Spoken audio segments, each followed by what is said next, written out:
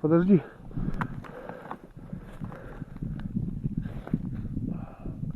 Не, я там еще один нашел, нахуй. Мы потом еще на обратном пути там еще один лежит.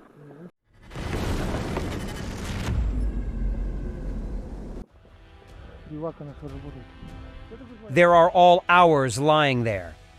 Russian servicemen are filming the aftermath of the meat assault and are surprised why no one is collecting the corpses. At the same time, they obediently go to where exactly the same fate awaits them. But in the end, they are already advising their friends not to go to war. We can't show the bodies, but they are everywhere. In the Kursk region, the 47th Brigade literally obliterated a Russian mechanized column with a variety of weapons. First, a Russian column hit remotely installed mines near the exit of Zeleny Shliak.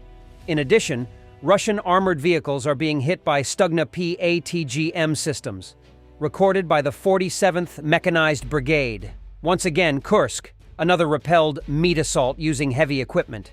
For over 3 months, Putin's elite have been smashing against the defenses of the true Cossack elite. Out of 30 vehicles, 10 were destroyed. In recent developments, Russia's counteroffensive near Kursk has been facing severe challenges. Reports indicate significant losses as the operation encounters fierce resistance and logistical setbacks. Russian forces are straining under the pressure, prompting Moscow to seek unconventional solutions. In a surprising move, they've reached out to North Korea for military assistance, highlighting the extent of their manpower and supply issues. A Russian tank with ammunition inside exploded after it was reportedly hit by an FPV of the 10th Mountain Assault Brigade in the Siversk direction. Russian heavy equipment and supply vehicles being targeted by Ukrainian FPV drones from the 1st Special Operations Detachment in the Kursk region. Ukraine's recent military operations have taken a daring turn with their high-stakes push in the Kursk region. In a move showcasing both boldness and strategic risk, Ukrainian General Oleksandr Syrsky has deployed some of Ukraine's best-trained forces to this northern front. This decision has raised eyebrows, especially as it leaves the key region of Donbass potentially vulnerable. Yet, Syrsky's gamble has so far paid dividends. The Ukrainian assault has disrupted Russian positions and caused significant strain on their logistics. The Kursk region holds strategic importance. Stretching from the Ukrainian border into Russia, it represents a potential springboard for offensive or defensive operations for both sides. Ukraine's advance has prompted an overwhelming response from Russia. Russian military command has amassed large-scale forces in the region, signaling the severity with which they regard this threat. The move has not come without challenges for Moscow. Despite calling up reinforcements and tapping into unconventional alliances, including enlisting support from North Korea for munitions and manpower, the Russian effort is suffering from the same issues that have plagued their broader campaign: high casualty rates, equipment shortages, and wavering morale. Reports indicate that even with these reinforcements, Russia is taking staggering losses in the region. The losses have put pressure on their command structure and cast a shadow over their ability to maintain effective resistance on multiple fronts. Syrsky's strategy, while bold, is not without its risks. By committing elite units to Kursk, he has bet that this maneuver can draw enough Russian focus away from more contested areas like Donbass. This region remains crucial, not just symbolically, but strategically, as it has been at the heart of the conflict since 2014. A slip in defending Donbass could shift the momentum, giving Russia an opportunity to capitalize on their ground advantage. Yet, as of now, Syrsky's gamble appears to be working. The Russian diversion to Kursk has strained their resources, leading to battlefield chaos and raising questions about their capacity to sustain prolonged multi-front efforts. With heavy losses mounting, including among their newly bolstered ranks, the situation in Kursk is developing into a potential tipping point for both sides. Should Ukraine maintain its offensive posture and force Russia to keep diverting assets northward, the implications could be profound.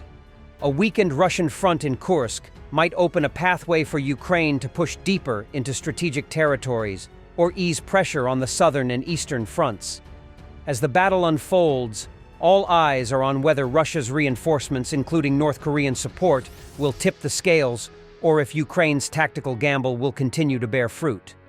One thing is certain: the outcome in Kursk could shape the trajectory of the war and impact the power dynamics across the entire front line.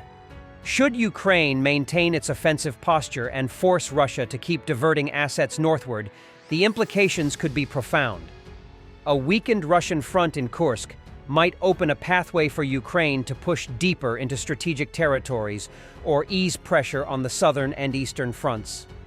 For Ukraine, success in Kursk would not only boost morale, but could redefine the momentum of the conflict, potentially giving them an upper hand as winter sets in and fighting conditions shift.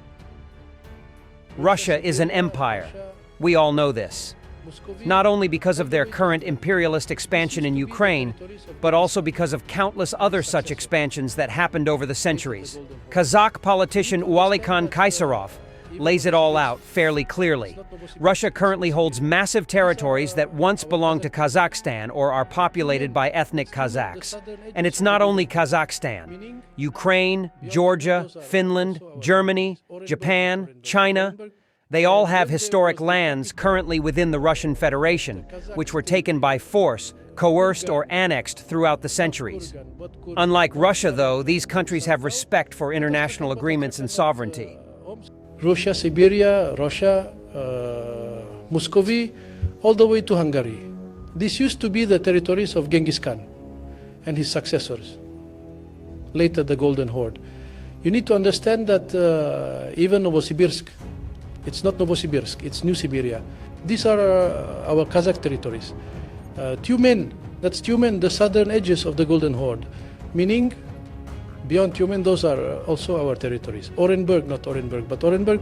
And when there was the capital of the Kazakh state, Kurgan, not Kurgan, but Kurgan, not Saratov, but Sartau, not Astrakhan, but Astrakhan, not Omsk, but Omba. All these territories, which are about at least 500 to 600 kilometers north of today's Kazakhstan, were originally Kazakh lands. And if my memory serves me right, they were Kazakh lands. The Orenburg region was only transferred to Russia in 1926 to 1927. At that time, it was, even under Lenin and Stalin, it was officially the territory of Kazakhstan.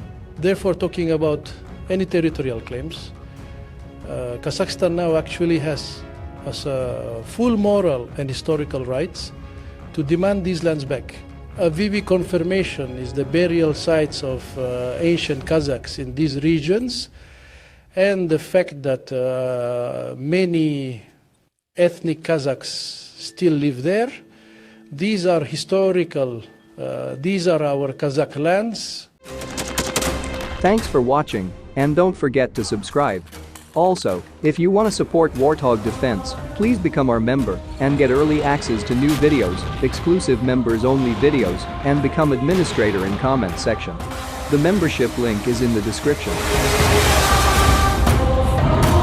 Rescues every day. We had a guy last week, it's 6 rescues in 6 days. You know, he's doing the job every day.